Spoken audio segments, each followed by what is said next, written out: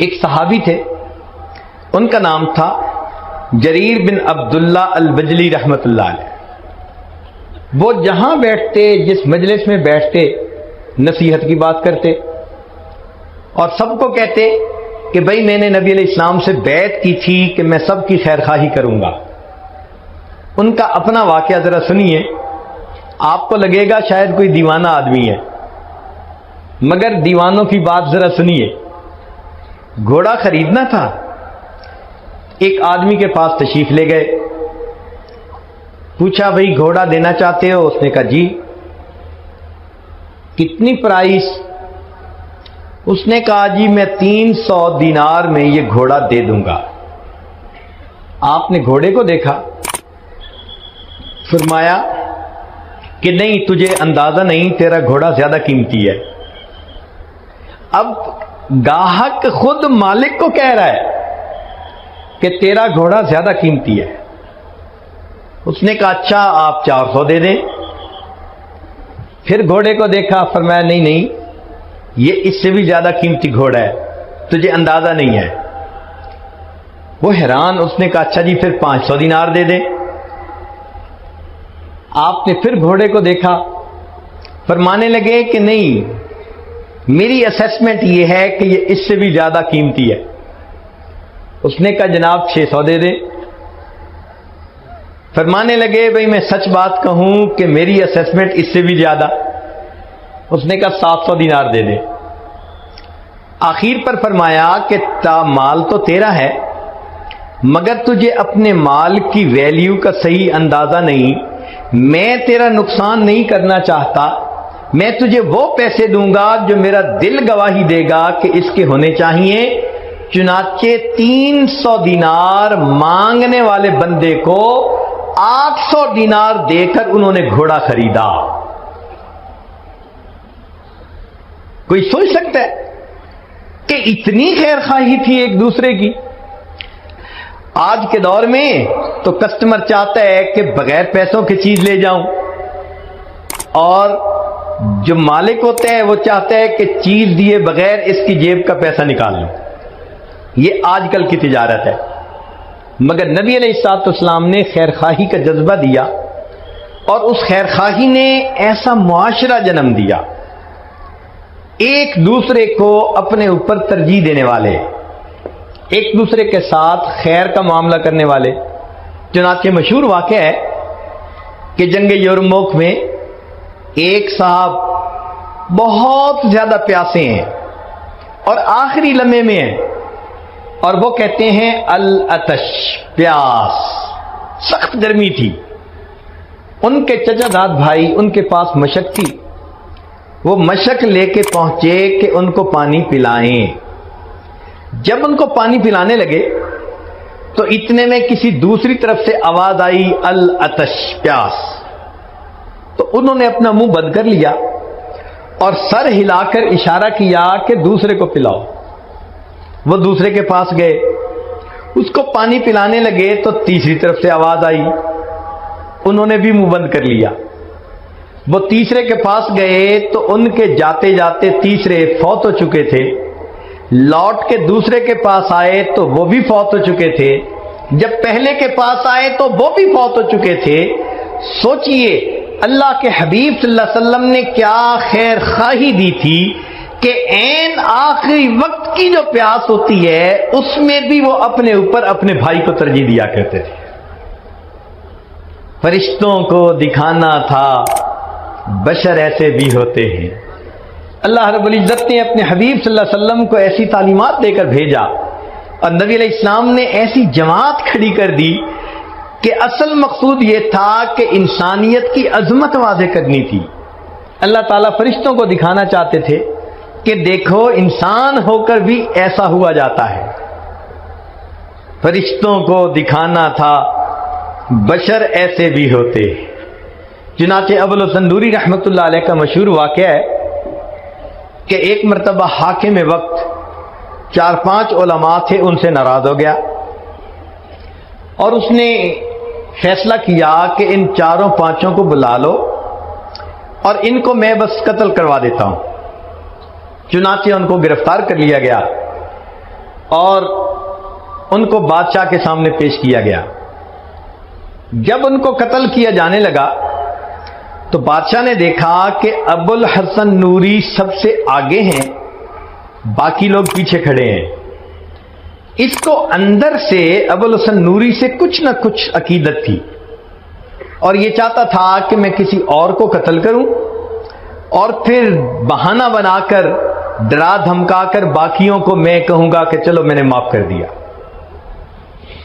اب اس نے سوچا کہ بھئی سب سے پہلے ابو الحسن نوری ہیں، تو میں کیسے ترتیب کو بدلوں؟ تو وہ کہنے لگا کہ یہ جو جگہ ہے نا یہ اچھی نہیں ہے، ذرا ان کو اس جگہ لے کے آؤ۔ مقصد یہ تھا کہ جب جگہ بدلے گی تو ترتیب بدل جائے گی۔ دوسری جگہ کھڑا کیا تو ابو الحسن نوری سب سے آگے۔ اس نے کہا نہیں یہ جگہ بھی اچھی نہیں، ایک تیسری جگہ بتائی۔ چنانچہ تیسری جگہ پر سب آ کر کھڑے ہوئے تو ابو الحسن نوری سب سے پہلے۔ اس نے بلایا، پوچھنے لگا ابو الحسن میں چاہتا تھا کسی اور کو قتل کرتا اور تمہیں میں معاف کر دیتا، مگر یہ کیا مسئلہ؟ پہلی جگہ بھی آپ آگے، دوسری جگہ بھی اور تیسری جگہ بھی، یہ اتفاقاً ہو گیا ہے یا ارادتاً آپ نے آگے کھڑا ہونے کی پوزیشن لی؟ تو ابو الحسن نوری رحمت اللہ علیہ نے فرمایا میں ارادتاً آگے کھڑا ہوا۔ اس نے پوچھا کیوں؟ کیا خوبصورت جواب دیا۔ فرمانے لگے کہ میں اس لیے ارادتاً آگے کھڑا ہوا کہ جتنی دیر جلاد مجھے قتل کرنے میں لگائے گا میرے باقی بھائیوں کو اتنے سانس اور لینے کا موقع مل جائے گا۔ کیا خوبصورت سوچ تھی ان کی، اپنے پہ دوسروں کو ترجیح دینا، دوسروں کی خیر خواہی کرنا، دوسروں کو اتنی ہمدردی ہوتی تھی۔ اللہ اکبر کبیرہ۔ چنانچہ امام اعظم ابو حنیفہ رحمۃ اللہ علیہ وقت کے اتنے بڑے فقیہ بھی تھے کہ امام اعظم کہلوائے، مگر ساتھ ہی ساتھ ان کی تجارت بھی تھی، کپڑے کی دکان بھی تھی۔ ایک مرتبہ ایک عورت ان کو کپڑا بیچنے کے لیے آئی، پوچھا بھئی کتنی پرائس؟ اس نے کہا اتنی۔ تو میں نہیں، جاؤ اپنے محرم مرد کو لے کے آؤ۔ وہ محرم مرد کو لے کے آئی، پوچھا کہ بھئی پرائس بتاؤ۔ اس نے وہی، چونکہ میاں بیوی نے مشورہ کیا تھا کہ ہم ضرورت مند ہیں، ہم اس کپڑے کو اتنے میں بیچ دیتے ہیں، اس نے بھی وہی پرائس بتائی۔ تو امام صاحب نے اس کے خاوند کو کہا کہ تمہیں اس کپڑے کی ویلیو کا اندازہ نہیں، یہ کپڑا زیادہ قیمتی ہے، تم ضرورت کی وجہ سے سستا بیچنا چاہتے ہو۔ اس نے کہا جی کہ پرائس زیادہ کر دیں۔ کتنی کریں؟ اس نے کہا جی پہلے ہم نے 100 درہم کہے تھے، اب 150 درہم کر دیں۔ فرمایا نہیں، یہ اس سے بھی زیادہ قیمتی ہے۔ اس نے کہا جی 200 درہم کر دیں۔ فرمایا نہیں، اس سے بھی زیادہ قیمتی ہے۔ آپ اندازہ لگائیے کہ 100 درہم میں جو کپڑا وہ بیچنا چاہتے تھے، امام اعظم رحمت اللہ علیہ نے اس کو 300 درہم میں خریدا، اور خریدتے وقت فرمایا میرا کانشیس کلیئر ہے کہ میں نے کسی بندے کو دھوکہ دے کر چیز نہیں خریدی۔ اللہ اکبر کبیرہ۔ یہ کیسے حضرات تھے جو کسی کا برا چاہتے ہی نہیں تھے، سوچتے ہی نہیں تھے کہ کسی کا برا ہو، کسی کا نقصان ہو، وہ ہر ایک کا فائدہ چاہتے تھے۔ چنانچہ امام اعظم ابو حنیفہ رحمۃ اللہ علیہ ایک مرتبہ عصر کے قریب اپنی دکان بند کر کے گھر آ رہے ہیں، ایک صاحب سے ملاقات ہوئی۔ اس نے پوچھا نعمان آج دکان جلدی بند کر دی، پہلے تو مغرب کے وقت بند کرتے تھے، آج ظہر کے بعد ہی بند کر دی؟ فرمان لگے ہاں آج میں نے ظہر کے بعد بند کر دی۔ وجہ کیا ہے؟ فرمانے لگے کہ آج آسمان پر بادل ہیں اور روشنی کم ہے، وہ بجلی کا زمانہ تو تھا نہیں، تو فرمانے لگے کہ روشنی کم تھی، اور جب روشنی کم ہوتی ہے، ویزیبلٹی کم ہوتی ہے، اس وقت جو کپڑے کا گاہک ہوتا ہے اس کو کپڑے کی کوالٹی کا صحیح پتہ نہیں چلتا. میں نے دکان بند کر دی, میری دکان کا کوئی گاہک کم قیمت کپڑے کو بیش قیمت سمجھ کر مجھ سے نہ خریدے, اس کو کہیں نقصان نہ ہو جائے. اللہ اکبر کبیرہ. آپ سوچئے کہ ایسے بھی تجارت ہوا کرتی تھی جب ہم صحیح معنوں میں مسلمان تھے. یہ وہ ہستیاں تھیں کہ جو صحیح معنوں میں مسلمان تھے. عبداللہ ابن مبارک رحمۃ اللہ علیہ ایک بڑے محدث ہیں. ان کا ایک پڑوسی تھا اور وہ پڑوسی مکان بیچنا چاہتا تھا. تو خریدار نے آ کے پوچھا مکان کی کتنی قیمت؟ اس نے کہا جناب 2000 دینار. اس نے کہا بھائی اس مکان کی قیمت تو 1000 دینار بہت ہے, اس نیبرہڈ میں تو 1000 دینار قیمت بہت ہے. تو اس نے آگے سے کہا ہاں مکان کی قیمت ہے 1000 دینار اور دوسرا 1000 دینار عبداللہ ابن مبارک کے پڑوس کی قیمت ہے. جب ہم صحیح معنوں میں مسلمان تھے ہمارے ہمسائے کے گھروں کی قیمتیں بڑھ جایا کرتی تھی. لوگ ہمارے ساتھ مل کر رہنا اتنا پسند کرتے تھے. وہ سمجھتے تھے کہ یہ خیر خواہ انسان ہے, یہ نیک نیت انسان ہے, اس سے بہتر مجھے نیبر دنیا میں کوئی نہیں مل سکتا. سوچئے جب ہم صحیح معنوں میں مسلمان تھے ہمارے اخلاق اس وقت کتنے اچھے ہوا کرتے تھے. چنانچہ بغداد جب پوری دنیا کا مرکز تھا اس وقت کفار نے سوچا کہ مسلمانوں کے معاشرے کا اندازہ تو لگایا جائے کہ کیا وجہ ہے کہ یہ جہاں جاتے ہیں کامیابی ان کے قدم چومتی ہے. ان کے ماحول میں آپس میں میل جول لین دین یہ کیسا ہے؟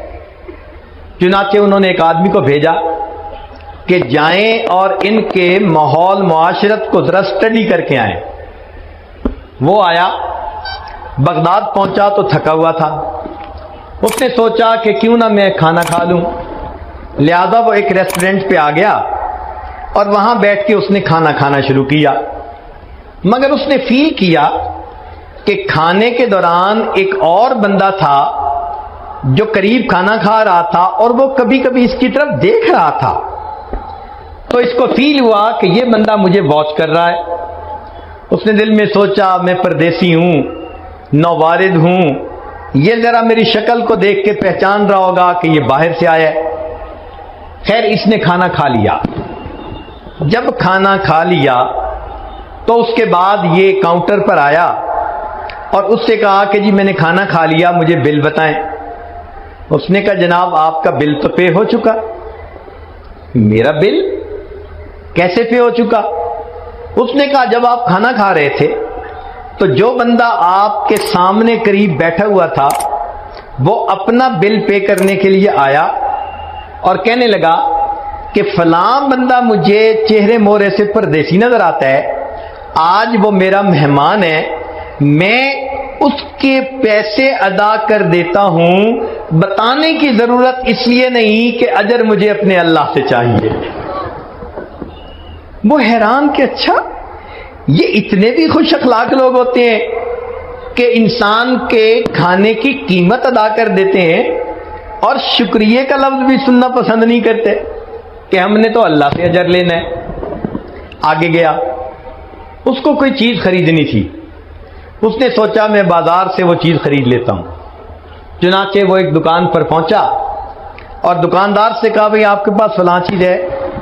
اس نے کہا ہے. جی آپ وہ چیز کتنے میں دیں گے؟ اس نے کہا میں 10 ریال میں دوں گا.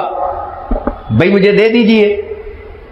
کہنے لگے آپ ذرا میرے ساتھ کوآپریٹ کریں, سامنے جو دکاندار ہے نا آپ اس کے پاس چلے جائیں, یہی چیز آپ کو اتنی ہی پرائس میں وہاں سے مل جائے گی. وہ سامنے چلا گیا, وہاں اس نے جا کے وہ چیز مانگی, اس نے 10 درہم بتائے تو 10 درہم میں اس نے وہ چیز لے لی. لیکن اس کے ذہن میں خیال آیا یار پہلے دکاندار نے خود کچھ نہیں لیا اور مجھے دوسرے کی طرف ڈائریکٹ کر دیا، یہ کیا مسئلہ ہے؟ وہ لوٹ کے پہلے دکاندار کے پاس آیا اور اس دکاندار سے کہتا ہے کہ جناب آپ کے پاس چیز تھی نہیں یا آپ نے مجھے بیچی نہیں؟ اس نے کہا بھئی چیز تھی مگر میں چاہتا تھا کہ آپ سامنے والے دکاندار سے لیں۔ اس نے کہا کیوں؟ دکاندار تو اپنے گاہک کو دوسرے کے پاس نہیں بھیجتے۔ تو وہ دکاندار کہنے لگا اصل وجہ یہ ہے کہ آج میرے پاس اتنے گاہک آئے کہ میرے بچوں کا گزارا بڑا اچھا ہو جائے گا، میں دیکھ رہا تھا میرے اس دکاندار بھائی کے پاس آج کوئی کسٹمر نہیں آیا، میں نے سوچا آپ اس سے خرید لیں گے، اس کو کچھ منافع ہوگا تو اس کے بچوں کے لیے بھی آج کچھ انتظام ہو جائے گا۔ ایک وقت تھا اتنی خیر خواہی دل میں بھری ہوتی تھی کہ دو دکاندار ہمسائے میں ہوتے تھے، وہ ایک دوسرے کے اتنے خیر خواہ ہوتے تھے۔ یہ وہ ہستیاں تھیں کہ جنہوں نے دین کو سمجھا اور دین کو اپنایا۔ اللہ تعالیٰ چاہتے ہیں کہ میرے ایسے با اخلاق بندے دنیا میں ہوں تاکہ پتہ چلے کہ صحیح معنوں میں مومن مسلمان کون ہوتا ہے۔